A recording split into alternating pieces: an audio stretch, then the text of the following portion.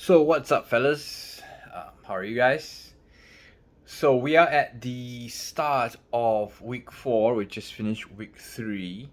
In general, there is no more pain. So I'm able to stand, sit, lie down in various positions for long periods of time without feeling any discomfort.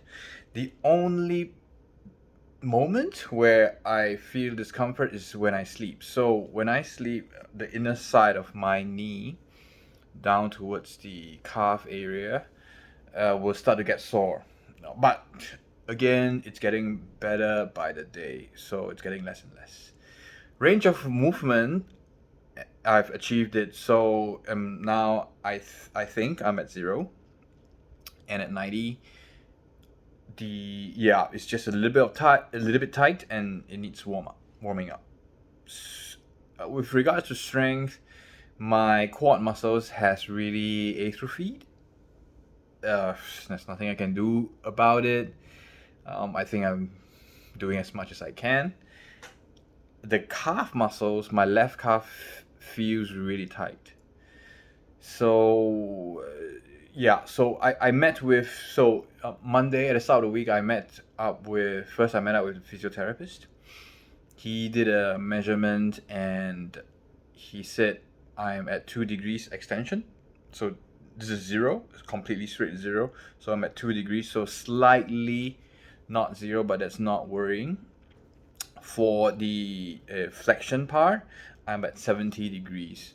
But then when I met up with the surgeon the next day, he said that he asked me to straighten and then extend and then flex. He said, okay, he saw what I could do, and he told me that he wasn't too worried about my flexion. He said, yeah, my flexion is there.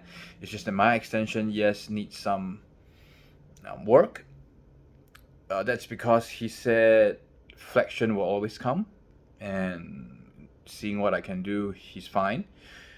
He did say that extension wise, it's more important than flexion to him. So I am still not at 0. So these few days, so after seeing him, I've been working on my flexion quite a fair bit. If you look at my exercises video, you would see that I've added just pressing down on my knees during the quads contraction, just so that I can be straight, right? But he did say that once I'm able to put weight on my left leg and stand tall, stand up straight, the weight itself and the way my leg itself will be able to push the leg back into 0 degrees, even if I'm 1 or 2 degrees away from 0. So that's fine. Now, with the therapist, he had me doing straight leg raises. So this week I have started to do straight leg raises. I feel good about it. It does feel like, because my leg is not completely straight, so it does feel like there is a little bit of lag. They call it knee lag. So I'm doing straight leg raises, but it feels like that my thighs are going up first. My thigh is going up first, and then the lower part, my calves, right? As far as I can, I try very hard to not let that happen. So I've been doing straight leg raises, up, side, and then backwards. Okay. Surgeon reviewed that he gave me 1 more month of medical leave, but at the same time, not to freak my work colleagues and my boss out, I told them I'm going back to work next week. So yes, so I feel good that from next week I've been look, I feel completely alright.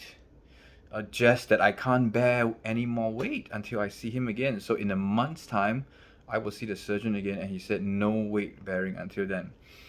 Now, he did say 6 weeks. So when I saw him, it's about 3.5 weeks, and then he said 1 more month. So that will make 7.5 weeks, right? I'm a little bit frustrated by that, because it just means that I can't start using my left quads and strengthening them. So I think closer to 6 weeks, I would send him an email asking him, is it 6 weeks or is it 7.5 weeks, right? So yeah, but say if he comes back and say, hey, look, because of your age or because of the nature of your injury, we want to be more conservative, and it's really good if we can take the full 7.5 weeks, or however time he decides that is good. I'll listen to him. Just be patient. Not a lot of difference between 6 weeks and 7 weeks, right? If you ask me. So yes, he did say I can't do things like knee flexion. So my knee is good with flexion now. I can go 90 degrees and 0 degrees. But I asked him, can I just do exercises like this, right? This really works the quads. He says, no open chain exercises. So he says the nature of just the swinging motion itself disturbs the meniscus repair and it's not good. Okay, so fine. So I'm keeping my leg locked while I do my raises, right? So nothing is moving in the knee. I just raise my legs up and down. And because of that, I've done ballet before when I was younger, and I said, okay, so what is a really good exercise where you have the whole leg straight and moving up and down, right? So your bar exercises. So in another video, I showed some ballet exercises where it's front point, side point, and back point, and some other similar exercises, ballet drills, right? So that's really cool. The last advice he gave me is not to slip and fall. He said that the ACL repair itself is very strong at the start because it was it came out fresh, right? It came from somebody and it's fresh. And then it goes a bit weak as it tries to integrate to my body, my knee. So it dips, the strength of the ACL dips a little bit, the new ACL dips a little bit at the 3rd week, and then it will, once during the process of integration and as it gets better, it will become stronger again. So he says that the danger is during the next 2 weeks, to week 3, week 4, maybe week 5.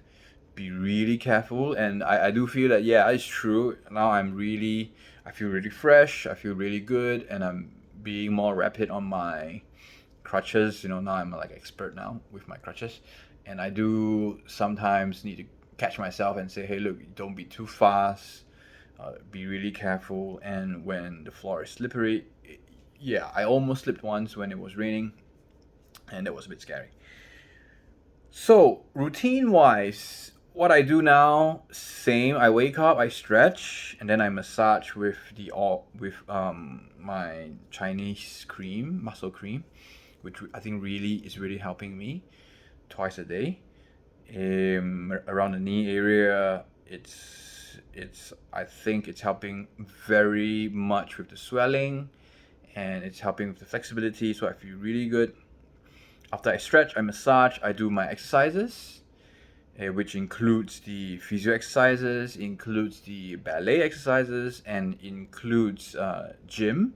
So this routine is twice a day.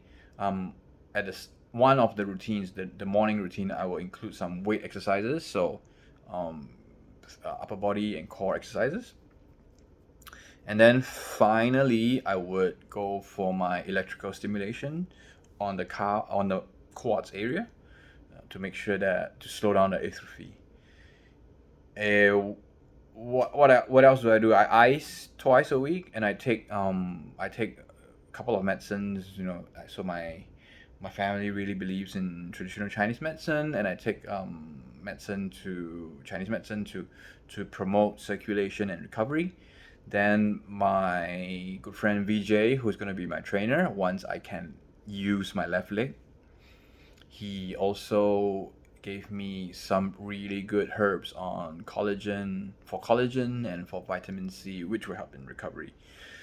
So week 4 objectives. We are at the first few days of week 4.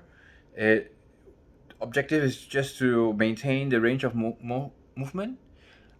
I mean, since the last week 3 has been really good, so every day feels like day feels like a little bit of progress, right? So there are no days which I feel, I've gone back 2 steps. And it's great. So week 4, just continue that feeling, hopefully.